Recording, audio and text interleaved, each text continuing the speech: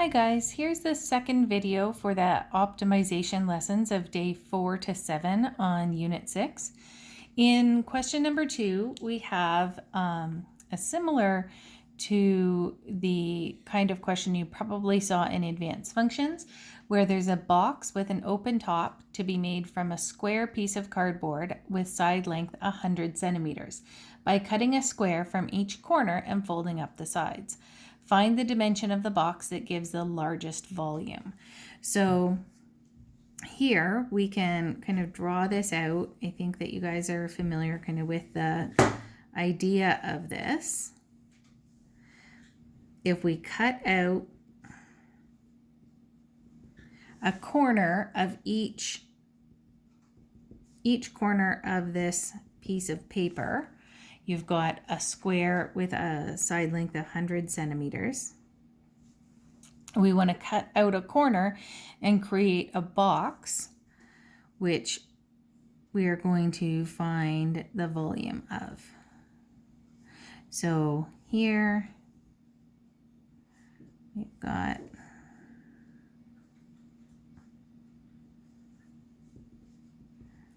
kind of a two-dimensional paper turning into a box. We're going to try and figure out the largest volume. So we know that that's what we're going to want to find the derivative of. And so volume generally is length times width times height, but we need to get this in terms of just one variable, and that variable is going to be how much of the piece of paper we cut out of each corner. So I'm going to label that as my x and just state that. Let x be the size of the square, or the length of the side of the square that's cut out. Then the dimensions of the box will be 100 minus 2x for each base, because we've got our full 100 across and subtracting x from each side. 100 minus 2x again with a height of x after it's folded up. So my volume now will be x times 100 minus 2x squared. Now, different approaches here. We know that we could take the derivative of this as it is, using a combination of the product rule and the chain rule. I think most people are going to find that that they want to FOIL this out and make the derivative easier just by doing a little bit of algebra first. So I'll go with that way because I think that that's probably the most common. So if I FOIL this out, I get 10,000 minus 400x plus 4x squared, and then multiplying the x in, 4x cubed minus 400x squared plus 10,000, how many zeros there, x. Yeah. So now I have a function written that I want to optimize, and it's written in terms of just that one variable like I need. So I just have the one variable x. I'm going to find the derivative of my function. So we can call this dv dx, or v prime at x if you'd used function notation, whatever works for you. And the derivative here is 12x squared minus 800x plus 10,000. We need to look at places where the derivative would have critical numbers, and then we also need to check what the interval or the domain of the reasonable values of x are. So I'm going to put Cn for critical numbers up here, and remember that is where dv dt or v prime equals 0, or dv dt dx, sorry, whoops, different variable here, does not exist. So here, is there anywhere that this derivative doesn't exist? No, it's a parabola. It exists everywhere. So I'll just write not applicable. Sometimes it does happen though that you get a restriction on a derivative where it doesn't exist. Setting the derivative equal to 0. 12x squared minus 800x plus 10,000 equals 0. A little bit squished in here. I hope you guys can trust me. I guess that the factoring of this, we can common factor out a 4, divide everything out, and then we get x minus 50, just to save a bit of space here, and 3x minus 50 equals 0. So if you couldn't factor with big numbers, of course, just use a quadratic formula.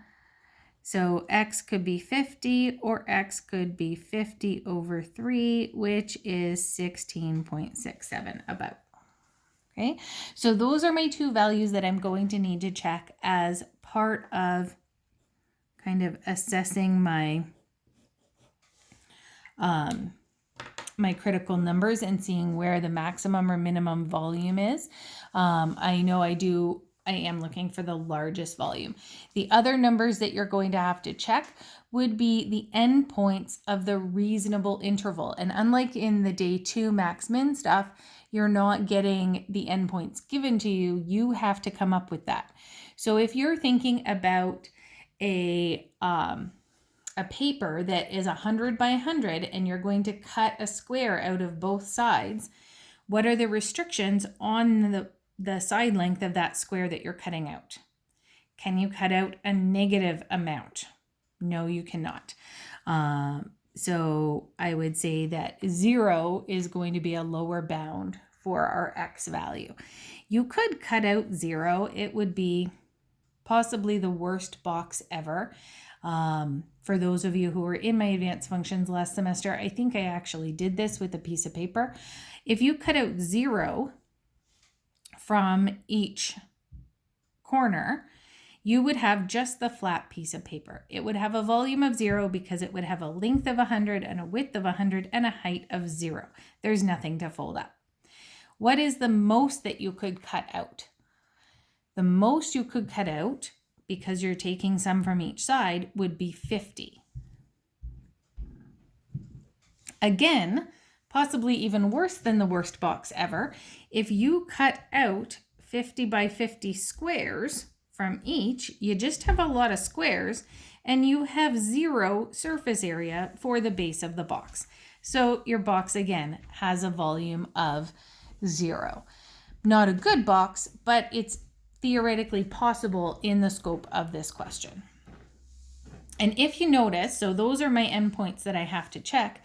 One of my critical values actually was one of the endpoints. So I don't have to check 4 because I have to check the 2 endpoints and the 2 critical numbers, but one of them is actually both. So I will check if x equals 0. Again, the volume is x times 100 minus 2x all squared. We know that that is a terrible box with a volume of 0 centimeters cubed. Okay. If x equals 50, we know that that's another terrible box.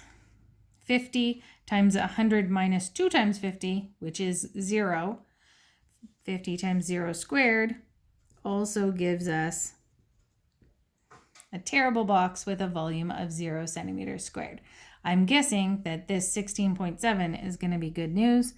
So we will check x equals 50 over 3, or you could use the value 16.67. And here we're going to,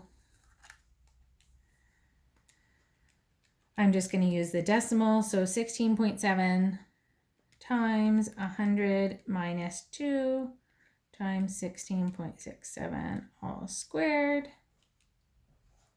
we get a much bigger volume of 74,074.07 centimeters cubed. So obviously the best shape to maximize the volume of the box using this piece to be made with this piece of paper is to cut off about 16.67 centimeters from each corner. And your statement would just be to get, that should be approximately equal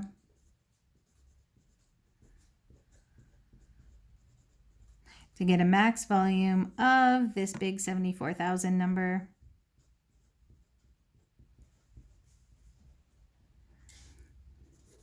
You should